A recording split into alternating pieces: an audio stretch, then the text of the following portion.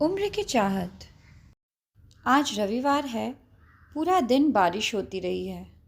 अभी थोड़ी देर पहले ही बरसना बंद हुआ था, लेकिन तेज हवा की सरसराहट अब भी सुनाई पड़ रही थी। गीली सड़क पर लाइट फीकी फीकी सी लग रही थी। सुषमा बंद खिड़की के सामने खोई खोई खड़ी थी और शीशे से बाहर देखते हुए राहुल के बारे में सोच रही थी। पता नहीं वह इस मौसम में कहाँ है। बड़ा खामोश, बड़ा दिलकश माहौल था। एक ताजगी थी मौसम में, लेकिन मौसम की सारी सुंदरता, आसपास की सारी रंगीनियाँ दिल के मौसम में बंधी जा रही थी। और उस समय सुषमा का दिल का मौसम ठीक नहीं था। विशाल टीवी पर कभी गाने सुन रहा था तो कभी न्यूज़। वह आराम के मूड में था। छुट्टी थी, निश्चित था। उसने आवाज़ दी, सुषमा, क्या सोच रही हो खड़े खड़े? कुछ नहीं, ऐसे ही बाहर देख रही हूँ। अच्छा लग रहा है। यश और समृद्धि कब तक आएंगे? बस आने ही वाले हैं। मैं उनके लिए कुछ बना लेती हूँ, कहकर सुषमा किचन में चली गई। सुषमा जानबूझकर किचन में आ गई थी। विशाल की नज़रों का सामना करने की उसमें इस समय हिम्मत नहीं थी। उसकी नज़रों में इस समय बस राहुल के इंतज़ार की बेचैनी थी। सुषमा और विशाल के विवाह को 20 वर्ष हो गए थे। युवा बच्चे यश और समृद्धि अपनी अपनी पढ़ाई और दोस्तों में व्यस्त हुए तो सुषमा को जीवन में एक रिक्तता खलने लगी। वह विशाल से अपने अकेलेपन की चर्चा करती। विशाल, आप भी काफ़ी व्यस्त रहने लगे हैं। बच्चे भी बिजी हैं। आजकल कहीं मन नहीं लगता। शरीर, घर, बाहर के सारे कर्तव्य तो निभाता चलता है, लेकिन मन में एक अजीब वीराना सा भरता जा रहा है। क्या करूं? विशाल समझाता। समझ रहा हूं तुम्हारी बात, लेकिन पद के साथ साथ जिम्मेदारियां भी बढ़ती जा रही है। तुम भी किसी शौक में अपना मन लगाओ ना। मुझे बहुत अकेलापन महसूस होता है। मन करता है कोई मेरी बात सुने, मेरे साथ कुछ समय बिताए। तुम तीनों तो अपनी दुनिया में ही खोए रहते हो। सुषमा, इसमें अकेलेपन की क्या बात है? यह तो तुम्हारे हाथ में है। तुम अपनी सोच को जैसी मर्जी जिधर ले जाओ। अकेलापन देखो तो कहाँ नहीं है। आजकल फ़र्क बस इतना ही है कि कोई बूढ़ा होकर अकेला हो जाता है, कोई थोड़ा पहले। इस सच्चाई को मन से स्वीकारो तो कोई तकलीफ़ नहीं होती। और हाँ, तुम्हें तो पढ़ने लिखने का इतना शौक़ था ना। तुम तो कॉलेज में लिखती भी थी। अब समय मिलता है तो कुछ लिखना शुरू करो।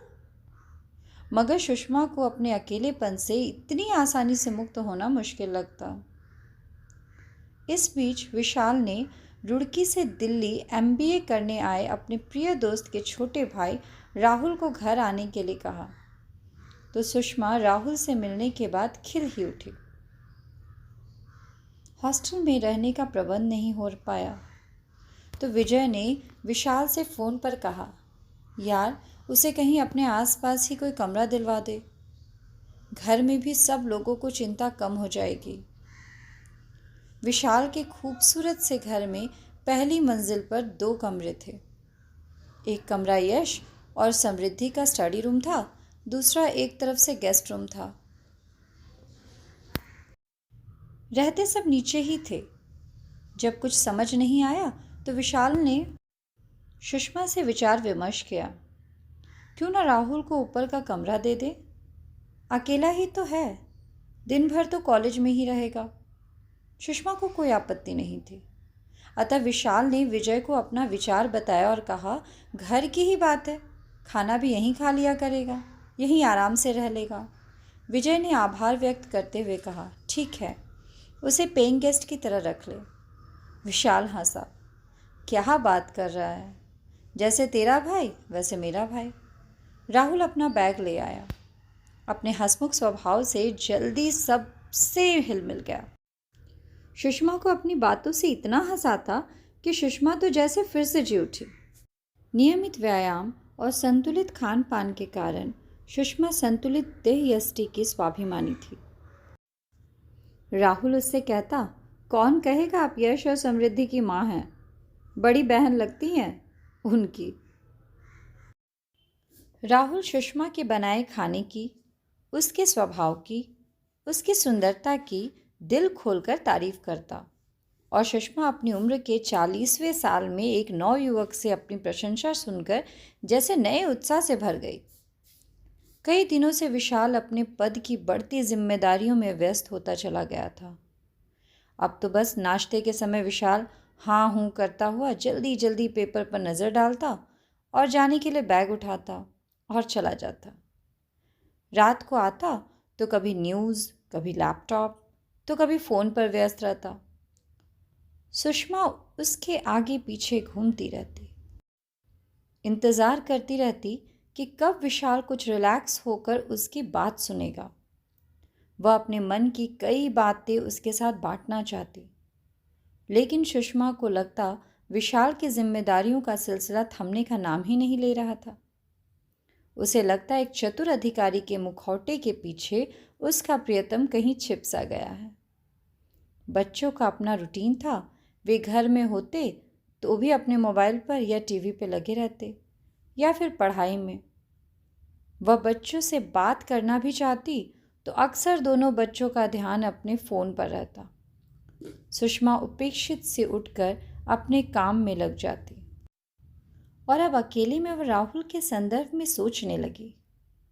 लेकिन कौन कब बिना कारण बिना चेतावनी दिए इंसान के भीतर जगह पा जाता है, इसका आभास उस घटना के बाद ही होता है।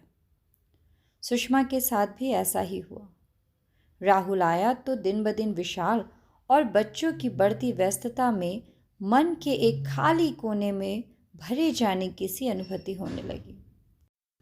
विशाल टूर पर रहता तो राहुल कॉलेज से आते ही कहता, भैया गए हुए हैं, आप बोर हो रही होंगी, आप चाहें तो बाहर घूमने चल सकते हैं, यश और समृद्धि को भी ले चलिए।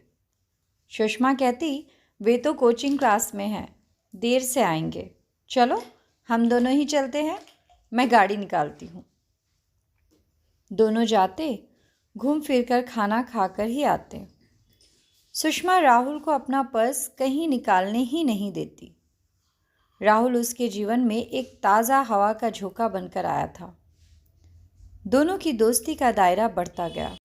वह अकेलेपन की खाई से निकलकर नई दोस्ती की अनुभूति के सागर में गोते लगाने लगी। अपनी उम्र को भूलकर किशोरियों की तरह दोगुने उत्साह से हर काम करने लगी। राहुल की हर बात, हर अदा उसे अच्छी लगती। कई दिनों से अकेलेपन के एहसास से चाहे अनचाहे अपने भीतर का खाली कोना गहराई से महसूस करती आ रही थी। अब उस जगह को राहुल के साथ ने भर दिया था। कोई भी काम करती, राहुल का ध्यान आता रहता, उसका इंतज़ार रहता। वह लाख दिल को समझाती कि अब किसी और का ख्याल गुनाह है, लेकिन दिल क्या बातें समझ लेता है? नहीं, यह तो सिर्फ अपनी ही ज़बान समझता है, अपनी ही बोली जानता है। उसमें जो समा जाए वह ज़रा मुश्किल ही निकलता है। अब तो ना चाहते हुए भी विशाल के साथ अतरंग पलों में भी वह राहुल की चहकती आवाज़ से घिरने लगती। मन की दो दिशाओं में पूरे वेग से खिंचना उसे तोड़ जाता। मन में उथल पुथल होने लगती। वह सोचती, या बैठे बिठाए कौन सा रोग लगा बैठी। यह किशोरियों जैसी बेचैनी, हर आहट पर चौंकना। कभी वह शीशे के सामने खड़ी होकर अपनी मनोदशा पर खुद पर हंसती। अचानक एक दिन राहुल कॉलेज से मुंह लटकाए आया। सुषमा ने खाने के लिए पूछा तो उसने मना कर दिया। वह चुपचाप ड्राइंग रूम में ही गुमसुम बैठा रहा। सुषमा ने बार बार पूछा तो उसने बताया, आज कॉलेज में मेरा मोबाइल खो गया है। यहाँ आते समय विजय भैया ने इतना महंगा मोबाइल लेकर दिया था। भैया बहुत गुस्सा होंगे। सुषमा चुपचाप सुनती रही, कुछ बोली नहीं। लेकिन अगले ही दिन उसने अपनी जमा पूंजी से 15,000 निकाल कर राहुल के हाथ में ज़बरदस्ती रख दिए। राहुल मना करने लगा, लेकिन सुषमा के जोर देने पर रुपए रख लिए। कुछ महीने और बीत गए। विशाल भी फुर्सत मिलते ही राहुल के हालचाल पूछता। वैसे उसके पास समय ही नहीं रहता था। सुषमा पर घर गृहस्थी पूरी तरह से सौंप कर अपने काम में लगा रहता था। सुषमा मन ही मन पूरी तरह राहुल की दोस्ती के रंग में डूबी हुई थी। पहले उसे विशाल में एक दोस्त नजर आता था, अब उसे विशाल में एक दोस्त की झलक भी नहीं दिखती। यह क्या उसी की गलती है? विशाल को अब उसकी कोमल भावनाएं छू कर भी नहीं जाती थी। राहुल में उसे एक दोस्त नजर आता था। वह उसकी बातों में रुचि लेता था, उसके शौक ध्यान में रखता था, उसकी पसंद नापसंद पर चर्चा करता था। उसे बस एक दोस्त की ही तो तलाश थी। वह उसे राहुल के रूप में मिल गया था। उसे और कुछ नहीं चाहिए। एक दिन विशाल टूर पर था। यश और समृद्धि किसी बर्थडे पार्टी में गए थे। अंधेरा हो चला था। राहुल भी अभी तक नहीं आया था। सुषमा लॉन पर टहल रही थी। राहुल आया, नीचे सिर किए हुए मुंह लटकाए ऊपर अपने कमरे में चला गया। सुषमा को देखकर भी रुका नहीं, तो सुषमा को उस पर उसकी फिक्र होने लगी। वह उसके पीछे पीछे ऊपर गई। जब से राहुल आया था वह कभी उसके रूम में नहीं जाती थी। मेड ही सुबह सफाई कराती थी। उसने जाकर देखा राहुल आंखों पर हाथ रखकर लेटा है। सुषमा ने पूछा, क्या हो गया, तबीयत तो ठीक है? राहुल उठकर बैठ गया, फिर धीमे स्वर में बोला, मैं ठीक हूँ। तो रोनी सूरत क्यों बनाई हुई है? भैया ने बाइक के पैसे भेजे थे। मेरे दोस्त उमेश की बहन की शादी है। उसे ज़रूरत पड़ी तो मैंने उसे सारे रुपए दे दिए। अब भैया बाइक के बारे में पूछेंगे तो क्या कहूँगा? कुछ समझ नहीं आ रहा है। वही उमेश याद है ना आपको? यहाँ एक बार आया था और मैंने उसे आपसे भी मिलवाया था। हाँ हाँ याद है। सुषमा को वह लड़का याद आ गया जो उसे पहली नज़र में ही कुछ जचा नहीं था। बोली, अब क्या करोगे? क्या कर सकता हूँ? भैया को तो यही लगेगा कि मैं यहाँ आवारागर्दी कर रहा हूँ। वे तो यही कहेंगे कि सब छोड़कर वापस आ जाओ, यहीं पढ़ो। राहुल के जाने का ख्याल ही सुषमा को सिहरा गया। फिर वही अकेलापन होगा, वही बोरियत। अतः बोली, मैं तुम्हें रुपए दे दूँगी। अरे नहीं नहीं, यह कोई छोटी रकम नहीं है। कोई बात नहीं, मेरे पास बच्चों की कोचिंग की फ़ीस रखी है, मैं तुम्हें दे दूँगी। लेकिन मैं ये रुपए आपको जल्दी लौटा दूँगा। हाँ हाँ ठीक है। मुझसे कल रुपए ले लेना। अब नीचे आकर खाना खा लो। सुषमा नीचे आ गई, अपनी अलमारी खोली, सामने ही रुपए रखे थे। सोचा अभी राहुल को दे देती हूँ, उसे ज़्यादा ज़रूरत होगी। बेचारा कितना दुखी हो रहा है। अभी जाकर पकड़ा देती हूँ, खुश हो जाएगा। वह रुपया लेकर वापस ऊपर गई। राहुल के कमरे के दरवाजे के बाहर ही उसके कदम ठिठक गए। वह फ़ोन पर किसी से धीरे धीरे बात कर रहा था। ना चाहते हुए भी सुषमा ने कान उसकी आवाज़ की तरफ लगा दिए। वह कह रहा था, यार उमेश, मोबाइल और बाइक का इंतज़ाम तो हो गया। सोच रहा हूँ अब क्या मांगूंगा। अमीर औरतों की दोस्ती करने का यही तो फ़ायदा है। उन्हें अपनी बोरियत दूर करने के लिए कोई तो चाहिए, और मेरे जैसे लड़कों को अपना शौक़ पूरा करने के लिए कोई चाहिए। मुझे तो यह भी लगता है कि थोड़ी सब्र से काम लूँगा तो वो मेरे साथ सो भी जाएगी। बेवकूफ़ तो है ही, सब कुछ होते हुए भी भटकती घूमती है। मुझे क्या, मेरा तो फ़ायदा ही है उसकी बेवकूफ़ी में। सुषमा भारी कदमों से नीचे आकर कटे पेड़ सी बेड पर पड़ गई। लगा कभी कभी इंसान को परखने में मात खा जाती है नज़रें। ऐसे जैसे कोई पारखी जोहरी कांच का हीरा समझ बैठे। तीखी कचोट के साथ उसे स्वयं पर शर्म आई। इतने दिनों से वह राहुल जैसे चालाक इंसान के लिए बेचैन रहती थी।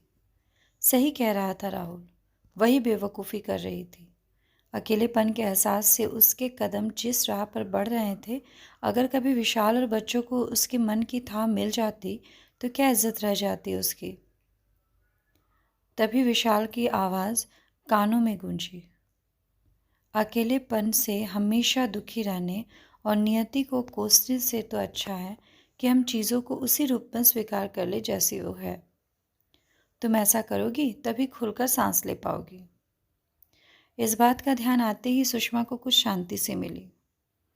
उसने कुदरत को धन्यवाद दिया। उम्र के इस मोड़ पर अभी इतनी देर नहीं हुई थी कि वह स्थिति को संभाल ना सके। वह कल ही राहुल को यहाँ से जाने के लिए कह देगी और यह भी बता देगी कि वह इतनी बेवकूफ़ नहीं कि अपने पति की कमाई दूसरों की भावनाओं से खेलने वाले लड़के पर लुटा दे। वह अपने जीवन की पुस्तक के इन दुखांत अध्याय को सदा के लिए बंद कर रही थी ताकि वह अपने जीवन की नई शुरुआत कर सके। कुछ सार्थक करते हुए जीवन का शुभारंभ करने का प्रयत्न तो वह कर ही रही थी। अब वह नहीं भटकेगी। क्रोध, घृणा, अपमान और पछतावे के मिले जुले आंसू उसकी आंखों से बह निकले। लेकिन अब सुषमा के मन में कोई दुविधा नहीं थी। अब वह जिएगी अपने स्वयं के सजा सवरे लम्हे। अपनी खुद की नई पहचान के साथ अचानक मन की सारी गांठें खुल गई थी। यही विकल्प था दीवाने मन का। उसने फ़ोन उठा लिया। राहुल के भाई को फ़ोन कर दिया गया, पैसों की सूचना देने के लिए और उन्हें वापस मांगने के लिए। तो दोस्तों, अगर आपको मेरी ये कहानी पसंद आए तो मेरे चैनल को ज़रूर सब्सक्राइब करें, स्टोरी को शेयर करें और हाँ, लाइक करना बिल्कुल ना भूलें। Thank you.